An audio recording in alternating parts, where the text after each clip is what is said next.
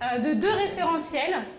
Un qui a été évoqué ce matin, celui de B Corp, et un autre que je vous ai présenté, c'est l'Impact Management Project. Alors le label B Corp, c'est un mouvement d'entreprise qui s'engage au travers d'une mission et qui essaie d'avoir des pratiques cohérentes avec cette mission.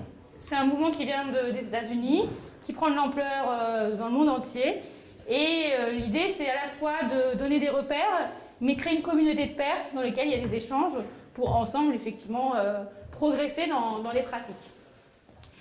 B Corp répond à une question, c'est celle, est-ce que l'entreprise est vertueuse? Le point de départ, c'est l'entreprise elle-même, c'est sa raison d'être, sa mission, et comment ça percole dans sa stratégie, son organisation, ses pratiques, tout au long de sa chaîne de valeur. Et l'idée ensuite, c'est 3 ans après, de refaire la certification et voir si vous avez progressé sur un certain nombre de critères, si votre score est meilleur. Voilà la logique de B Corp. L'Impact Management Project, c'est une autre démarche actuellement en cours, et qui a démarré il y a quelques années, qui répond à une autre question complémentaire, mais en quoi cela change-t-il la donne par rapport aux enjeux sociaux et environnementaux? Là, on n'est pas dans une perspective interne, business, on est dans une perspective externe, finalement par rapport à la société, au monde qui m'entoure, est-ce que j'ai un impact positif? Et cela se traduit autour de 5 grandes questions. La première question, quand on parle d'impact, c'est le what. Sur quoi pense-t-on avoir un impact? C'est pas si évident, parce que la réalité sociale est tellement multidimensionnelle, la réalité environnementale aussi, mais réussir à cibler votre zone d'impact, là où vous avez des effets. De quelle nature est-ce? Préciser le quoi.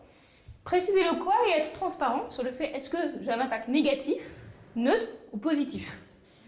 La deuxième question, c'est le où, justement. C'est qui est impacté? Qui est-ce que j'impacte? Qui a la possibilité de changer de trajectoire grâce à mon intervention? La troisième question, c'est le how much. Et finalement, ça change de combien? Et derrière, il y a 3 sous-questions. C'est le scale, c'est à quel point je touche du monde, est-ce que je touche 10 personnes, 1000 personnes, 1 million de personnes. Il y a le depth, la profondeur, et le dernier sujet, c'est la question de la durée. L'avant-dernier sujet, c'est la question de la contribution, qui est le cœur du sujet de l'impact. Au sens scientifique du terme, je ne sais pas si vous connaissez Esther Duflo, qui a été prix Nobel d'économie l'année dernière, donc c'est la grande prêtresse de l'approche scientifique et statistique de la mesure d'impact. Pour elle, la vraie question, c'est qu'est-ce qui est imputable à l'intervention? En répondant à une autre question, c'est que se serait-il passé si on n'avait pas été là? Et la question du risque, donc comme je l'ai évoqué tout à l'heure, c'est surtout une initiative qui vient de financeurs à impact.